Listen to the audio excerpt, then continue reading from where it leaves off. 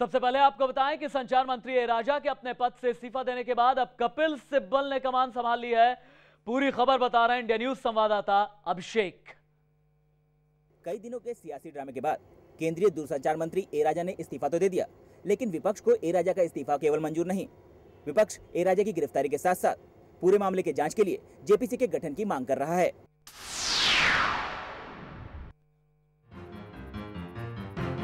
UPA सरकार की मुश्किल कम करने के लिए द्रमुक नेता ए राजा ने भले ही अपने पद से इस्तीफा दे दिया हो, लेकिन देश के इस महाघोटाले से जुड़े तमाम सवाल जस के तस बने हुए हैं। हो सकता है 2G स्पेक्ट्रम घोटाले के मुद्दे पर गरमाई राजनीति ए राजा के इस्तीफे के बाद शांत हो जाए, लेकिन यहाँ लाख टके का सवाल ये है कि क्या महज एक मंत्री के इस्तीफा दे देने भर से देश के राजस्व में लगाई गई सबसे बड़ी सेंध को भुला दिया जाएगा?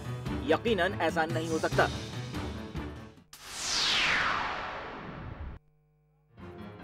कैग की रिपोर्ट की माने तो ए राजा और उनके मंत्रालय के आला अधिकारियों ने स्पेक्ट्रम के नीलामी के दौरान तमाम हथकंडे अपनाकर कुछ खास ऑपरेटर्स को जबरदस्त फायदा पहुंचाया।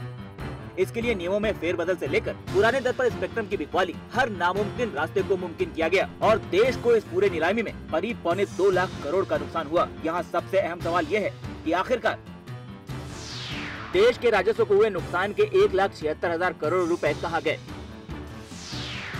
कौन है वो जिनकी जेबें नीलामी के दौरान हुए घोटालों के पैसे से भरी गई हैं? कैसे और कब तक देश के सबसे बड़े घोटालेबाजों से 2.25 लाख करोड़ रुपए की वसूली की जाएगी? क्या इस घोटाले के जिम्मेदार लोगों को सलाखों के पीछे भेजने में कामयाबी मिल पाएगी? क्या आम जनता की गाड़ी कमाई की लूट करने वाले गुनहगारों को सजा मिल पाएगी? ये वो तमाम सवाल हैं जिनके जवाब पूरे मामले की जांच के बाद ही सामने आ पाएंगे, वो भी तब जब इस महाघोटाले की जांच पूरी तरह से निष्पक्ष हो। उम्मीद पर दुनिया टिकी है और राजा की गद्दी जाने के बाद थोड़ी ही सही ये उम्मीद जरूर जगी है। अभिषेक पाटनी, दिल्ली, इंडिया न्यूज। और एक बार आपको रूबरू करवा दें अभिषेक पाटनी के अलावा और कौन कौन से मेरे सहयोगी मौजूद हैं मेरे साथ। सौरभ जायसवाल, अनु गुप्ता, आशीष गुप्ता और निधि वाधवा। लेकिन घोटालों पर गरमाई राजनीति को फौरी तौर पर शांत करने के लिए ए राजा ने भले ही इस्तीफा दे दिया हो और दूरसंचार मंत्रालय की कमान ईमानदार और मेहनती छवि वाले कपिल सिब्बल को सौंप दी गई हो, लेकिन टेलीकॉम मिनिस्ट्री के वो अधिकारी अब तक अपने दफ्तरों में बने हैं जिनके दफ्तरों पर छापे के दौरान संदिग्ध कागजात मिले। ऐसे में अब तक के सबसे बड़े घोटाले की हकीकत किसी भी जांच के बाद सामने आ पाएगी, इस पर सवाल आज भी खड़े हैं। मंत्रालय की कमान किसके हाथ में होगी, ये तो पूरे मामले का बस एक पहलू भर है। इस मामले में सबसे अहम है टेलीकॉम मिनिस्ट्री में काम कर रहे अधिकारियों की जमात, अधिकारियों की वो फौज जिन्होंने इस पूरे घोटाले को अंजाम देने में अहम भूमिका निभाई है।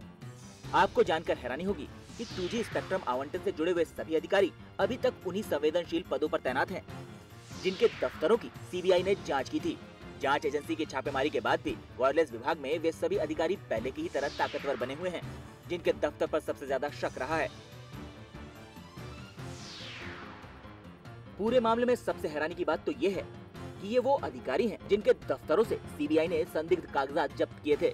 ये अधिकारी सीबीआई की दबिश के बाद भी नहीं हटाए गए। इन्हें पहले से कहीं ज्यादा ताकत दे दी गई है। इससे मंत्रालय के वरिष्ठ अधिकारी तक खुद हैरान हैं।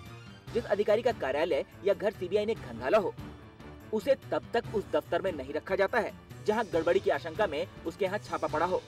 लेकिन दूरसंचार मंत्रालय में इससे ठीक उल्टा हो रहा है। ऐसे अधिकारियों को उनके पद से हटाकर दूसरी जगह भेजने की जगह पहले से कहीं ज्यादा ताकत दे दी गई है। क्या सरकार दूरसंचार मंत्रालय में चल रहे मामलों से अनजान है?